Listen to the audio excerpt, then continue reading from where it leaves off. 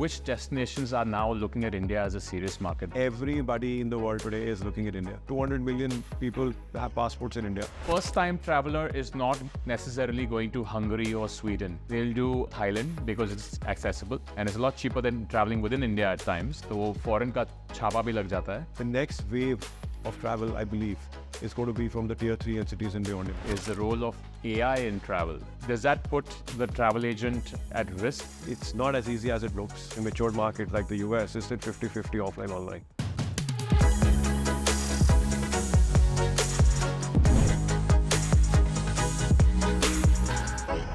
Ankush, it's great to have you on the Plush Podcast. I know you're a busy guy now that you're an MD of a listed company. So really glad you could make it here and welcome to our show. Thank you, Rahul, for inviting me. Very excited to be part of this podcast with you this morning. I know you've got plenty going on, so let's just get straight into it. I want to start off with your journey with TBO. Congratulations, you guys recently got listed. So how did TBO come about? What's been your journey so far and what's brought you here? Gaurav and I had a great start in 2006. So both of us co-founded TBO, which was a B2B again, starting, as I said, from India, serving almost the complete market here till about 2012. From there on, we started our stint in the international markets, and we started our company in Dubai. Today it's been good 18 years. We operate in a little more than 100 countries. Powering almost 60,000 travel agents across. Wow. India. It's very interesting because, when you're starting out, typically a lot of people tend to think of the B2C angle, especially with travel, and especially around that time when there were a lot of OTAs mushrooming. OTAs are overseas travel agents, right? Online travel agents. Online travel agents, I'm sorry. Yeah, online travel agents. So I think we decided not to follow the herd because if everybody was going towards the sea, and, if you remember, some of these companies got funded. Yeah. And I think that's the time when we realized, if you remember those days when Air Deccan was kind of starting as an airline, and there were travel agents, where there was a problem, how to book these airlines. Right. That's where we both of us got the story there that this is the solution we need to solve, and we started building into the B2B space. Right. And I'm very, very proud, we were the pioneers, when we started in 2006. Everybody was wondering why are we getting into the B2B space, but I think today, everybody who in those days. So you made the right play. Yeah, so I think we were lucky as well, but I think we cracked the opportunity at the right time. And the same people tell us today, you guys, you were visionaries, we were definitely had a first mover advantage. Typically B2C businesses also require heavier funding. So were you guys funded initially, or were you profitable right from the beginning? So our initial investments was 1 crore, where Gaurav and I had put 50 lakhs each. The fundraise, what we did was in 2012, when Naspers, if you remember, in those days, was very active in the internet space in India, and even they are today. So that's the time when we raised the first primary in the company at $10 million. Okay. And I'm proud to say that's the only money we ever raised. Being profitable was something which we always believed in from day one. Yeah. Except the COVID year, where we of course some money. But I think if you see our 18 years of journey till today, I think we made some money every year. And infused it back in the business. I think that's something which we kept putting money back for the business to grow. And it's done wonderfully well, of course. No dividends at all we took ever, before the listing. But I think as we move forward, right, I think we want to reinvest back in the business, right? In terms of making tech, expanding into new markets, getting new travel agents on board, etc. So I want to get into, and the average person probably doesn't know this because it's a B2B company. Average person knows the B2C travel brands. What exactly does TBO do? So, and I'll take some time here to explain you this. So TBO story is basically what we are looking is the outbound story. Outbound story. Absolutely. So when I say outbound, it means from your destination home to somewhere overseas. So it can be Delhi, England, it can be England, Brazil into Mexico, Brazil into Japan. So that's the theme of outbound. Okay. What we believe is that this is where the friction exists, because now it looks very simple, but now try imagining yourself when you're a pretty avid traveler. If you're going to Scandinavia, yes, you will Google things. But the fact is, how will you book? So what we're trying to do is the 4 problems we're trying to solve, which a traveler is facing, which obviously comes to the travel agent. Yes. And that's the travel agent which comes to us. And these are the 4 problems which we are trying to solve for the travel agent. One is discovery. Okay. What do I do in Iceland, for example? Okay. How will that travel agent discover? I agree the online sites are there, etc. But the fact is, how do you book? How do you trust the guy on the other side? Right? Okay. Because will you get the right transfer? Will you get the right hotel? Then comes, how do you actually pay the guy? Now, imagine you have to remit 500 euros. Yes. It's not easy. It's very cumbersome, right? Yes. And so I'm just talking 500. Imagine you're doing a long itinerary for 10 days. It can be Yes. $10,000. Correct. Who you're paying on the other side? Who's going to deliver your service on the other side? Right. And how do I service that? So discovery, trust, service, and payments is something which TBO is trying to solve. We are actually collecting payments in 52 currencies, right? India obviously is INR, but our overseas offices have in different currencies. That's where it looks very simple, but it isn't. So the friction today lies is in the outbound story. People need to discover, pay, trust, and services. That's where TBO comes in. Plus, I think the way the outbound today is going, there are 100 billion trips which have happened till now.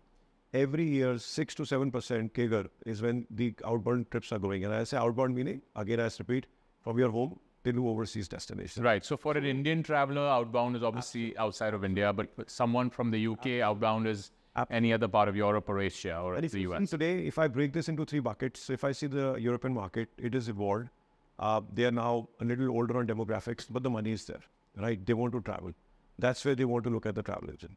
Then comes emerging economies like India, Vietnam, Indonesia, which the new disposable income is coming. People want to enjoy life and they want to travel. So that's the other market, which I think is completely an offline travel assisted market, where the travel agents are very relevant, both in the matured markets and obviously the emerging. It's very interesting you say that because, as far as India is concerned, there's been an infrastructure push. The number of airports have doubled from, I think, 74 to 148, 150, give or take a couple. And there's this big push, government push, Dekho Apna Desh campaign. In spite of all the government push, people are now wanting to get married in India, or at least the government wants people to get married in India and not spend so much on destination weddings as well. We had our Prime Minister visit Lakshadweep as well. Given this push, you've still chosen to focus on the outbound story. And why is that? One, because it's the larger TAM, number one. Number two, the friction is more. Okay. There's money on the table more for the travel operator as well as us. So there was an obvious choice. And it's just not India outbound we're looking at, right? For us, it's a global playbook. Right. And I think that's where the outbound story works more for us. Not that we're not selling domestic India. It's a focus area for us. But in the whole team of TBO, it's just pretty relatively small when it comes to numbers. What you just asked me, I think both the business will coexist, both outbound as well as domestic. I think if you look around, there's no hotel available in India. Yeah. Who's traveling? And I'm not just talking about corporate. You go to a city like Goa, which used to be 6 months in a year. Today, it's become 12 months in a year. We have 2 airports there. Be in July or June, whether it's rain, people still want to enjoy it. So I think both corporate, MICE, as well as the leisure segments domestically will travel, apart from the outbound. The amount of aircrafts being added, all of us know there are almost more than 1,000 aircrafts being ordered by the Indian airlines, right? Right. Obviously, within India, they will fly tier 3 to tier 4. I think between Tata and Indigo, there was some 500 odd planes. About 1,000 plus. Okay. And look at the connectivity from tier 3 to tier 4 now. Yes. It's not Delhi, Bombay, Bangalore. I think the next wave of travel, I believe, is going to be from the tier 3 and cities and beyond India. You're talking about outbound travel here also. Absolutely. Yeah. Because propensity, right? I mean, the economic situations is getting better in tier 2, tier 3. And obviously the aspirations today are obviously looking at... that's been pretty surprising because if you see in the last 3-4 years of COVID, the dollar has strengthened. So dollar INR used to be 72, 73. Now it's about 83, 84. So about, give or take 18 to 20%. And yet outbound travel is actually booming. Rahul, in spite of the foreign exchange appreciation, look at the pricing today. Yes. Right? What you're paying is probably 30-40% more. Exactly. Than last travel, right? Today, a 500 euros is something which is acceptable when you're paying for a hotel in Europe. Right. I think it's just the new India. I think the will to spend today, I think is there. And plus, obviously, the economic situation, has done very well in India in the last 10 years. Right. So I think this is here to stay. And the aspirations of people. So someone from a smaller town who was probably 5 hours away from an international airport now is probably, 45 minutes away, or it's a lot more accessible, right, to get to there are direct one flights. of the metros. I mean, Direct flights as well. How Vietnam is traveling from various points in India, how Dubai is traveling from various points in India. You have Mauritius starting. Cambodia flights have started from Delhi. I think if you ask me, because of these new aircrafts coming in from both Air India and Indigo, a lot of short haul Yeah. plus long haul. Right. Long haul probably in the long term, but the short haul is going to happen in the short term, which is 5 years away from the Indian airspace. Okay, very interesting. And I want to also come back to TBO. So, for example, if I am an aspiring travel agent, I want to actually say travel designer because my travel agent friends get offended. My travel designer friends get offended when I call them travel agents. When you think of travel agent, it conjures up the image of a ticketing guy, just booking your air tickets, but travel has evolved so much more. So I want to use the term travel designers. And so let's say I'm a new travel designer and I want to get into this business. I have a decent network, but all the heavy lifting is done by a company like TBO. The onboarding process, getting rates for different experiences, flights, hotels, tickets, all of that is done by TBO. And it just makes it a lot more easier for me to get my business off the ground. Is that right? Absolutely. So I think the word you use, travel designer or travel consultant, is absolutely apt today, Rahul, because I think in the last 10 years, the travel operator or agent has evolved. It's just not selling airline tickets. Today, I think there's a bundle of services they have to offer. The consumer also and the traveler also demands. Because today, the disposable income is much more. If you remember, when we were young, Which is not too long ago. Not all long. We used to go to our grandmother's, or I'll stay at a relative house in London or Canada. Right. Today, how many of us actually want to stay at our relatives, right? Everybody wants to stay in a hotel or at a villa or at the beach, etc. So I think that's where the travel agent's role now is become more relevant, not just selling airline tickets. When it comes to getting them started with TBO, it's very, very simple. So we are solving a lot of problems for that. If you just remember, I just said 5 minutes back about discovery, trust, services. I think that's something where the agent depends on us because he's paying TBO. The service is being delivered by TBO to his end traveler, but via the travel agent. Plus, we're also helping him discover. If you see our inventory, the amount of inventory we give for airline and hotels to the travel agent is something probably very, very meaningful and large for them, because then they can look pretty when they're actually selling the hotel or the travel itinerary, including sightseeing and transfers to the end traveler. I think what I tell all travel designers is today own the customer, because when it comes to your bank guarantee support is what we are there for. You are not getting any working capital stuck with us. Because, right. You're paying us, and we are sorting that problem for you. You're paying us in INR. There's no issue of remittance of payments. That's something we are they're dependent on us. Plus, the supply is extremely important. I think if you have the right supply, real time, with the right pricing, I think you're going to win the customer, versus company. So essentially, then there are two parts to your business. Your client here would be the travel designers, people who want to onboard with you and access that repository or database of experiences. And on the other side of the equation, you've got a lot of suppliers, right? Tourism boards and a lot of DMCs and a lot of guys, a lot of products like maybe like a Ski Dubai or Deep Dive Dubai. And I say this because I was there recently and it's a fantastic experience. And or it could be, let's say, visiting a certain museum. So those guys would be your suppliers. Am I right? Absolutely. So now, on the buyer side, to travel designer, I would like to, park this into 5 buckets. Okay. Because that's the way this segment works. So one is the travel agent who is typically selling leisure, which is the largest piece of the outbound business.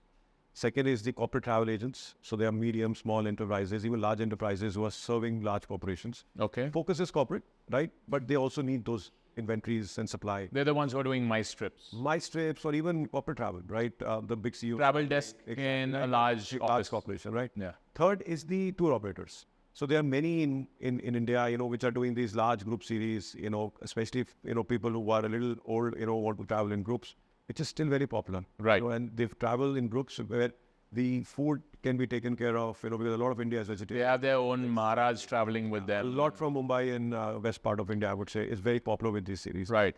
Fourth is the typical smart apps now, which is the new kind of, which are not travel apps, but they're smart apps where travel becomes a product for them as an offering. And then obviously the OTAs. So these are the 5 buckets. TBO, from the first 3, when I said to you, the leisure, corporate and tour operators, where our penetration is extremely, extremely large. And these are the buyers which we call our retail buyers. And then comes the smart apps, which we call the enterprise business of ours, because they connect to APIs, etc. So give me an example of one of the smart apps. So, for example, Scapia, which is a very, very popular. Scapia. Yeah, it's a very popular roller company based out of Bangalore. So they are one of the API partners in India and many more across in the world. But the problem lies is on the supply, because that's where the fragmentation and it's totally unstructured, right? Airlines are pretty consolidated because, through one GDS, which is the global travel distribution systems like Amadeus or Galileo, you get those airlines in one pipe, and it's pretty sorted when it comes to tech, etc. But what the problem lies is the hotels. One, very large in numbers. Yes. Right? Some of them are branded chains, some of them are large chains, such as Accor, for example. And then obviously we have standalone, beautiful hotels across the world. How does that agent, bed and breakfast as well. Breakfast, how does that hotel, imagine a hotel sitting in Greece, wants a piece of India business. Right. How many operators will he meet? Sure. How can he trust the operator? Right. I come back to the same problems what we were talking about. That's where they actually back up companies like TBO. Because through TBO, they're getting this distribution in India and obviously other markets as well, and picking up that passenger coming into their respective hotels. Right. These hotels are very smart. They will never depend on one nationality. They want a mix, geographic mix, right? They want, let's say, X percentage from Asia, X percentage from Middle East, X percentage from Europe. Once they can match the rates, because the average room rates can vary from country to country, plus seasonalities, right? That's the problem what we are solving, which is the biggest puzzle to solve is the hotel distribution, which obviously is powered through TBO, through these travel designers. And then obviously the cruises, ancillaries, ski Dubai, sightseeings, because a lot of Indians today like to drive. Google Map is there. Our licenses are validated. A lot of people today do these road trips, in Europe, etc. Right. Sightseeings, what you just say, for example, you want to go to the Eiffel Tower or you want to go to ski Dubai, because for me, ski Dubai is an ancillary. It's very easy to book today. Right. And many companies like us. I think that's what we are trying to solve. Cruise is a very fast emerging segment. I think the global cruises today are seeing a share coming from India. Obviously, cruises within India today are getting popular.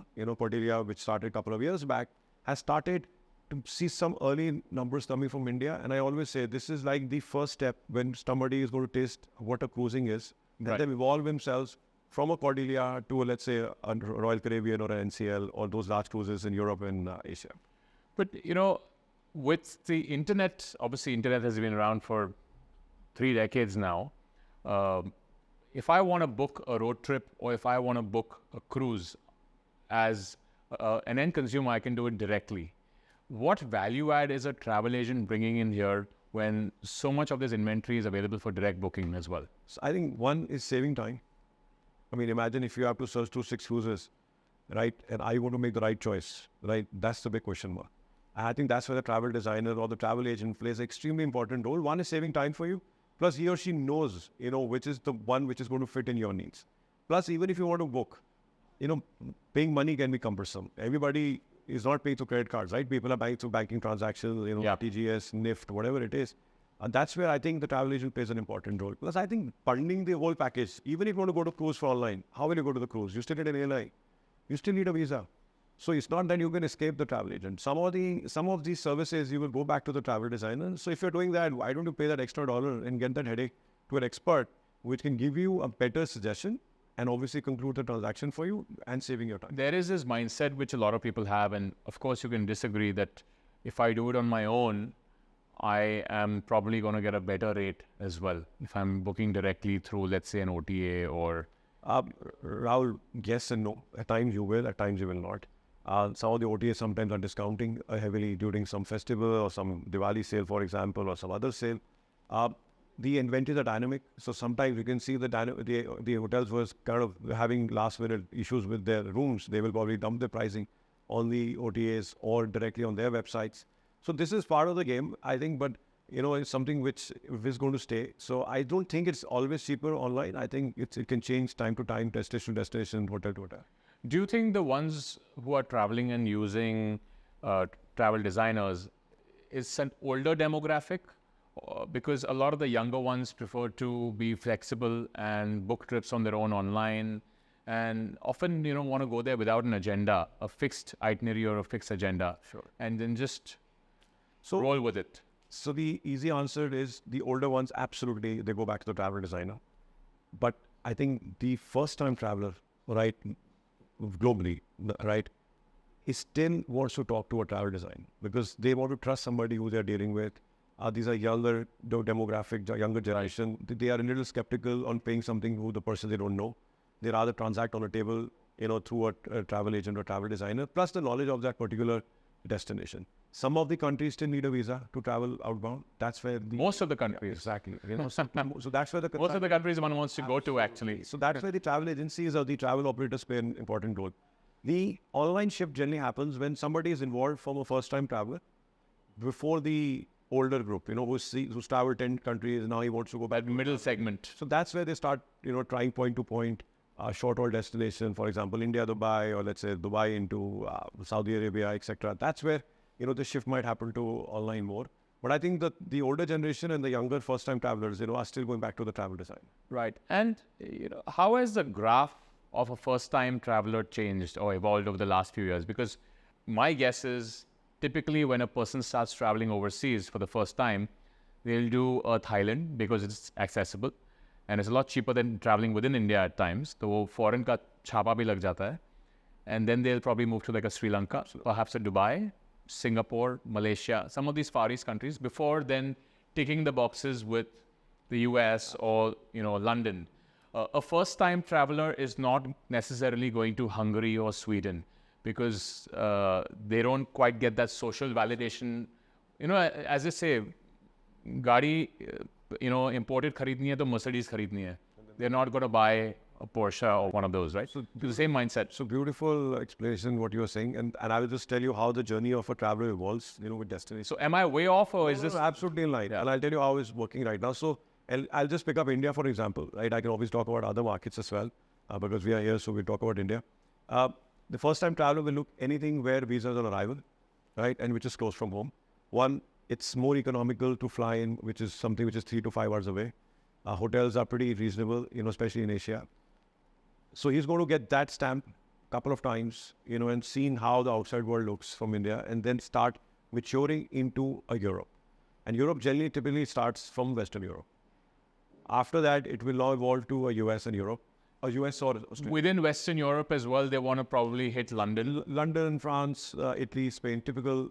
Take a photo in front of the Eiffel Tower. Eiffel Tower, they want to go to the Big Ben, they want to see what Oxford Street is, right. That's a typical graph of a traveler. Once this is all sorted is when they wanted to actually start experiencing. And probably they have now moved within 5 years into the travel, so their propensity to pay is higher. And that's when they start looking at destinations like Scandinavia. They want to go to Iceland to see the Northern Lights. They want to go to Tanzania to see the jungles, or Kenya at Masai Mara. After that, the next step moves when you want to actually go to and see the Antarctica, right, which is a 16-hour journey. Antarctica, I would say, even for a lot of well-traveled people, is still, the final frontier. Absolutely. Because I went there a few years ago, and I consider myself fortunate to be able to witness that landscape, the white continent, and very few people will get to experience that. Also, it's very expensive. I agree. But what happens is by the time you're done seeing 50 countries, what next? I think that's where destinations like Antarctica come in. Right. And I think that's when you have the money, you're 50s, by yes. the time, so I think yes. that's where the affordability comes in. Yeah. But that's a typical curve, That's when you also probably have young kids and their education to pay for. So is that fight? Almost, on your fag end of your career, you've done it all in life, and that's where you want to see new destinations. Right. So this is a typical graph, how a traveler evolves when it comes to the destination. Okay, so I thought, perhaps the Indian traveler has evolved, and in many ways the Indian traveler has evolved, but the graph remains the same. Yes. Yeah, you start off with a couple of these Asian countries, which are low cost, where the Indian rupee can go far, where the flights are cheap. And visa on arrival. And there's visa on arrival. Because typically you are young, you have no travel history. Yes. So that's what helps you to build when you apply for a Schengen or a US. That's a good point, yeah. Which destinations, in your opinion, have really come of age as far as the Indian traveler goes?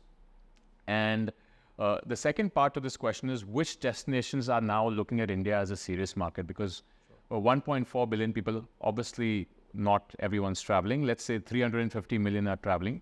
That's the size of the US, and that's our middle class. Of course, middle class can also vary because our economy in terms of per capita GDP is smaller compared to some of the US or some of these Western counterparts. But it's still massive numbers, right?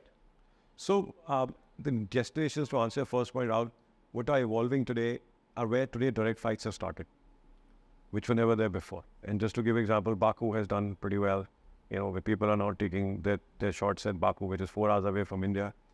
Vietnam saw a huge surge because the flights started flying, not just from Delhi, Mumbai, from other gateways as well. Cambodia started their flights from Delhi. You will see a surge happening. Mauritius has more flights than ever before. They are seeing a growth happening there. And I'm mentioning these cities to you apart from the typical Thailand, Dubai, Sri Lanka. So I think this is the next set of destinations which I think will grow. Most of them are 10 months in a year because the weather is pretty okay, right? So people will travel for short haul, holidays, Dussehra breaks, summer, etc., etc. The other thing you're saying on the outbound, I think everybody in the world today is looking at India. Which are the top 3 countries besides the usual suspects that are looking at India seriously? I think Europe is looking at India very, very seriously. And which countries in Europe? So I would say Eastern Europe, Central Europe is looking at India very seriously. Even some countries in Latin America started to put some marketing dollars behind India. Peru is getting active. Mexico wants to look at India. I think the whole growth, as you rightly said, 200 million people have passports in India. A lot of them are first-time travelers out of these. What I hear, I don't have the exact numbers, but we had about 27, 28 million people who traveled in 2023, which is almost still 15%. Travel internationally? Yes. And these are all repeat travelers also, right? Okay. So if you see 15% of the India has only traveled out of the passports what we have. So that's the next growth. We are obviously seeing in the global markets as being the 4th largest economy, right?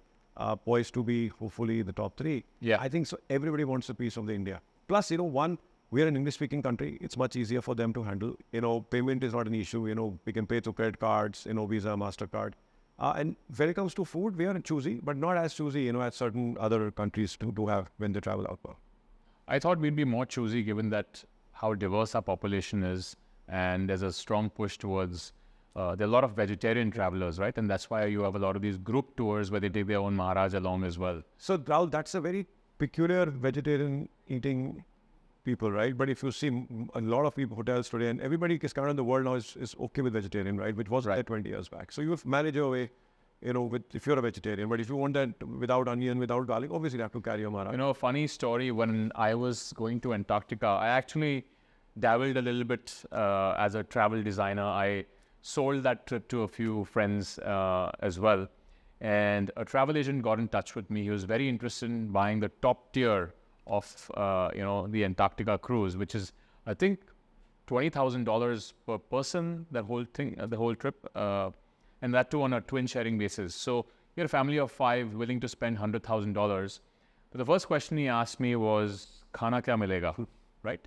And, very naively, I showed him the menu, which was your Australian lamb rack and pastas and all of that.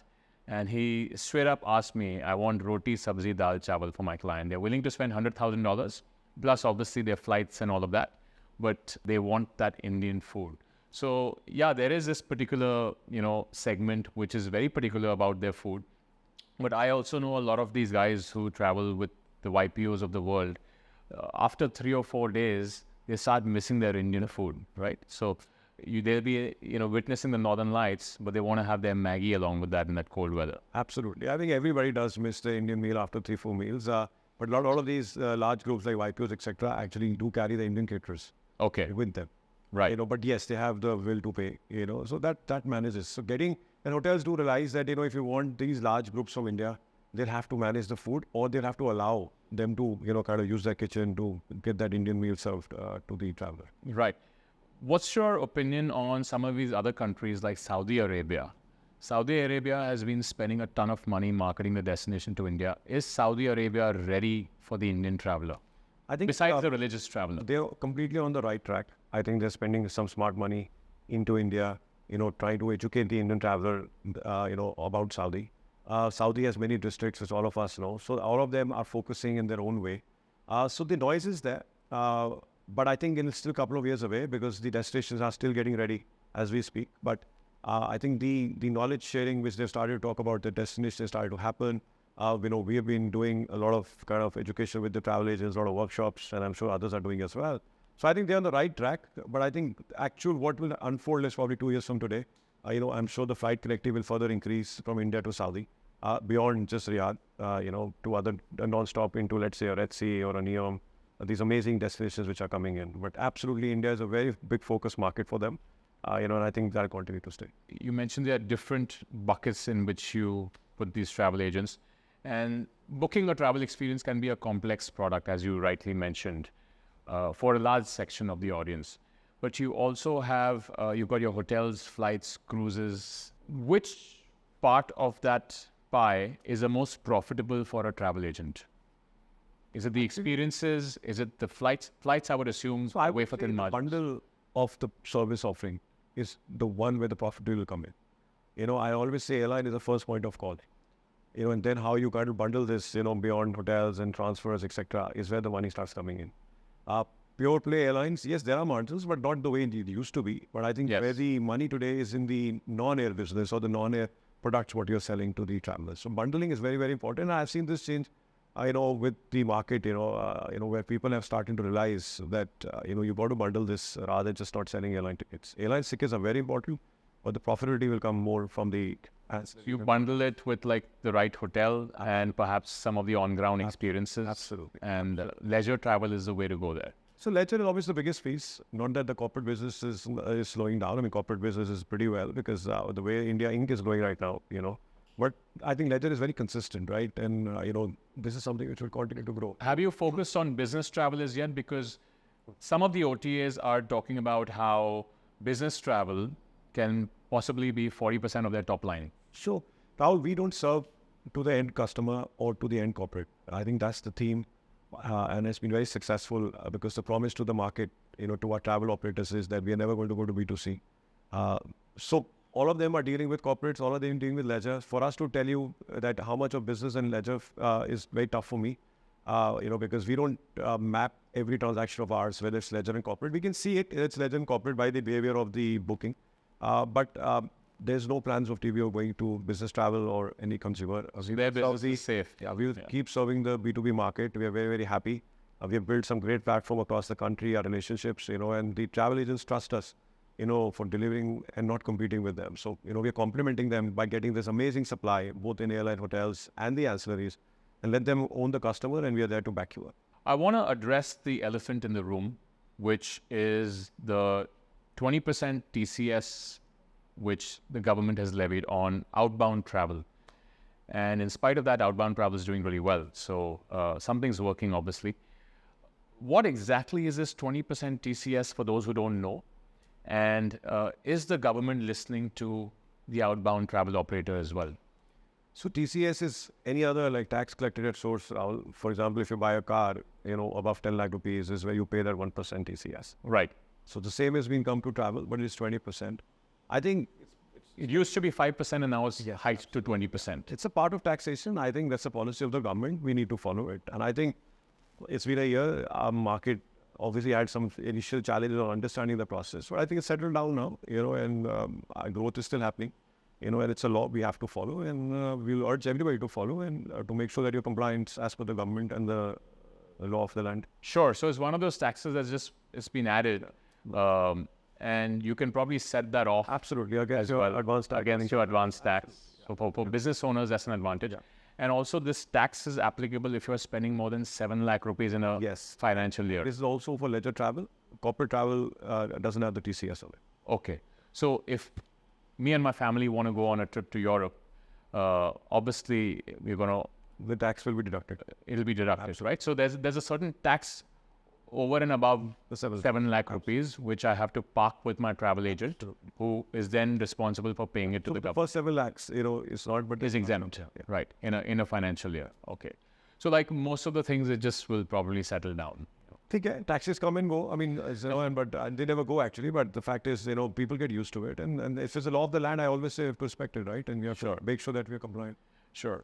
Another big push happening in the travel space in the last year and a half is the role of AI in travel, right? Where do you see AI being used in the travel space beyond the obvious ChatGPT creating an itinerary for you? Does that put the travel agent at risk? The traveler is obviously will know better, that are more informed what he or she wants. But at the end of the day, how will you book again? So I come back to my first point, Rahul, when we started the podcast. Service, trust, discovery, payment, right? It's not as easy as it looks, and that's why the offline world still exists, and I think even in matured markets like the US, it's still 50-50 offline, online. So I think, plus the whole TAM is so large, I believe irrespective of new technologies coming in, the offline and the online world will coexist. Yeah, small itinerary, simple point-to-point might become more online. Correct. But as the complex itineraries, the will of traveling more, the will to see more experiences, etc., will still have the offline world, involved. Right. So, and classic example today, we have the large B2Cs. The malls are still roaring, right? On the other side, the online websites are also doing well. So that's the example which I keep telling the world. Have you stopped buying at the mall? Everybody's still buying, right? Right. The high-end brands today are still shopped offline. Correct. Right? So I think it's the market is so large. I think both the offline and online will. So there's room to coexist. Absolutely. And the travel designer need not be worried about AI taking its job. Absolutely. Well, that's great. It was lovely chatting with you, and really appreciate the time that you've taken to come on the Plush Podcast. And it's great to see the success graph of TBO over the last couple of decades. Actually. Thank you for the wonderful insights. Thanks for your time, and great chatting up with you. And for all of you who are watching, please like and subscribe. So that really helps us so we can get more wonderful guests like Ankush on the show. So that's the pod. Thank you for watching, and I'll see you on the next one.